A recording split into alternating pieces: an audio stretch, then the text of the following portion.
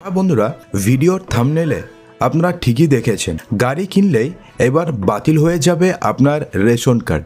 তো সেক্ষেত্রে কোন কোন গাড়ি কিনলে আপনাদের রেশন কার্ড বাতিল হবে, এই নিয়ে রাজ্য সরকারের তরফ থেকে এক্স্যাক্টলি কি বলা হয়েছে সেই সমস্ত কিছুই জানবো। তবে তার পূর্বে আপনাদের কাছে কোন রেশন কার্ড রয়েছে, এসপিএইচএইচ, পিএইচএইচ নাকি RKSY 1 নাকি 2, অবশ্যই কমেন্ট বক্সে জানাতে ভুলবেন না। হ্যাঁ বন্ধুরা, দেখুন এখানে বলা হয়েছে যে গাড়ি কিনলেই এবার বাতিল হবে আপনার রেশন কার্ড। কি রয়েছে সরকারের নতুন নিয়ম? আজও ভারতে এমন অনেক মানুষ আছেন যারা দুবেলা খাবারের ব্যবস্থা করতে পারেন। এই দরিদ্র এবং অভাবী লোকেদের জন্য ভারত সরকার জাতীয় খাদ্য নিরাপত্তা আইনের মাধ্যমে স্বল্প মূল্যে রেশন সরবরাহ করে থাকে। এর জন্য সরকার এই লোকেদের রেশন কার্ড দেয়, যার ভিত্তিতে মানুষ কম দামে রেশন পাচ্ছে। কিন্তু এর জন্য কিন্তু একটা কিছু যোগ্যতার মানদণ্ড নির্ধারণ করেছে সরকার। যারা যোগ্যতার মানদণ্ড পূরণ করে তারাই কিন্তু শুধুমাত্র এই রেশন পায়। অর্থাৎ এই রেশন পাওয়ার জন্য কিন্তু একটা যোগ্যতার মানদণ্ড রয়েছে। এই যোগ্যতার মানদণ্ড যারা পূরণ করবে শুধুমাত্র তারাই রেশন পাবে। আপনি যদি একজন রেশন কার্ড হোল্ডার হয়ে থাকেন এবং এই নিয়ম যদি আপনি না মানেন যে কোন কোন যোগ্যতার মানদণ্ড পূরণ করলে পরে আপনি রেশন পাওয়ার জন্য যোগ্য, সেক্ষেত্রে কিন্তু আপনাকে সমস্যার সম্মুখীন হতে হবে। তো এক্ষেত্রে বলা হয়েছে যে যারা গাড়ি কিনেছেন তাদের রেশন কার্ড কি তাহলে বাতিল হয়ে যাবে? তো ভারত সরকার রেশন কার্ডের জন্য কিছু যোগ্যতার মানদণ্ড নির্ধারণ করেছে। শুধুমাত্র যোগ্য ব্যক্তিদের রেশন কার্ড দেওয়া হয়। নিয়ম অনুযায়ী কারোর যদি 100 বর্গমিটারের বেশি জমি থাকে এবং যার মধ্যে একটি হচ্ছে প্লট, ফ্ল্যাট বা বাড়ি থাকে, তাহলে সেই মানুষদের জন্য রেশন কার্ড তৈরি হয় না। অর্থাৎ সেক্ষেত্রে আপনাদের যদি 100 বর্গমিটারের বেশি জমি থাকে, যার মধ্যে একটি প্লট, ফ্ল্যাট অথবা বাড়ি রয়েছে, তাহলে আপনার জন্য কিন্তু রেশন কার্ড তৈরি হয় না। যদি কারোর কাছে একটি 4 চাকার যান থাকে, যার মধ্যে গাড়ি অথবা ট্র্যাক্টর থাকে, তিনি কিন্তু রেশন কার্ড পাবেন না।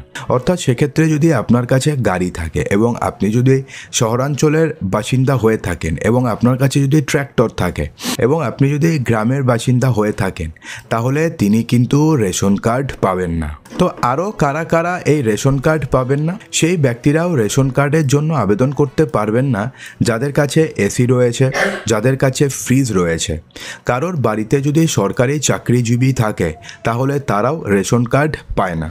অর্থাৎ আপনাদের বাড়িতে যদি সরকারি চাকরিজীবী থাকে, তাহলে আপনারাও রেশন কার্ড পাবেন না। তার মানে আপনি যদি রেশন কিনতে চান, তাহলে আপনি রেশন কার্ডের জন্য যোগ্য বলে বিবেচিত হবেন না।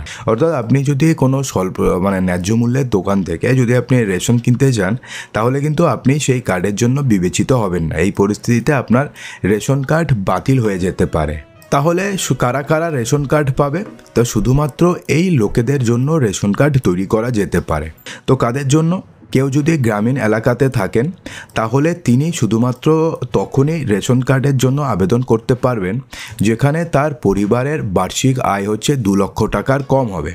অর্থাৎ সেক্ষেত্রে আপনার পরিবারের যদি বার্ষিক আয় 2 লক্ষ টাকার কম হয় এবং আপনি যদি গ্রামের বাসিন্দা হয়ে থাকেন, তাহলে আপনি রেশন কার্ডের জন্য আবেদন করতে পারবেন। এছাড়াও রেশন কার্ড পেতে শহরাঞ্চলে বসবাসকারী লোকেদের ক্ষেত্রে বার্ষিক আয় 3 লক্ষ টাকা ফিক্সড করা হয়েছে। অর্থাৎ গ্রামাঞ্চলে হচ্ছে 2 লক্ষ টাকা এবং শহরাঞ্চলে হচ্ছে 3 লক্ষ টাকার বেশি হওয়া কিন্তু কোনোভাবেই উচিত নয়। এর পাশাপাশি তাদের পরিবারের কোনো সদস্য আয়করদাতা হলে হবে না। অর্থাৎ কেউ যদি ইনকাম ট্যাক্স রিটার্ন ফাইল করে, ITR ফাইল করে, সেক্ষেত্রে সেই পরিবার রেশন কার্ডের জন্য এলিজেবল নয়। যদি কেউ ভুল উপায়ে রেশন কার্ড তৈরি পেয়ে থাকেন, তাহলে তাকে যত দ্রুত সম্ভব তাকে স্যারেন্ডার করাই ভালো, অন্যথায় কিন্তু আপনাদের বিরুদ্ধে ব্যবস্থা নেওয়া হতে পারে। অর্থাৎ পরের বার রেশন তোলার আগে অবশ্যই রেশন কার্ডের এই নিয়মগুলো জেনে নেবেন, অন্যথায় কিন্তু আপনাদেরকে সমস্যার মধ্যে পড়তে হবে। তো বন্ধুরা, আশা করব যে ভিডিওটিতে আপনাদের সমস্ত কিছুই সঠিকভাবে বোঝাতে পেরেছি। যদি ভালো লেগে থাকে তো লাইক করবেন, শেয়ার করবেন এবং চ্যানেলটিকে সাবস্ক্রাইব অবশ্যই করবেন। তো দেখা হচ্ছে আমাদের আগামী ভিডিওতে আরও কিছু ইম্পর্টেন্ট নিউজ নিয়ে। ততক্ষণের জন্য ভালো থাকবেন, সুস্থ থাকবেন।